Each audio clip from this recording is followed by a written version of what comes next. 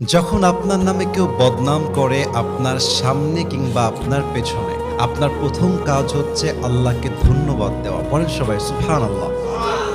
কি সুন্দর কথা আল্লাহ তাআলা বলছেন, খুব খেয়াল করবেন। আল্লাহ বলছেন, সবর ধারণ করো তাদের কথার ব্যাপারে যারা তোমার ব্যাপারে বদনাম করে। এর কারণ আমি আল্লাহ জানি তারা যা বলছে সত্য নয়, বরং তুমি হচ্ছ আসল সত্যবাদী। তুমি সেই অন্যায়টা করো নাই।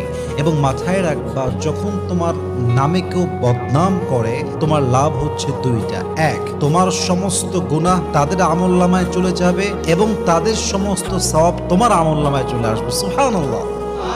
তো যারা বদনাম করবে তাদের জন্য আপনি আফসোস করবেন যে ইস রে, আমার ভাইটা বুঝে না, আল্লাহ আমার ভাইকে তুমি হেদায়াত দান করো। কিন্তু মানুষের বদনামের জন্য, অন্যের চরিত্র নষ্ট হওয়ার জন্য নিজের চরিত্র নষ্ট করা, এটা বোকামি ছাড়া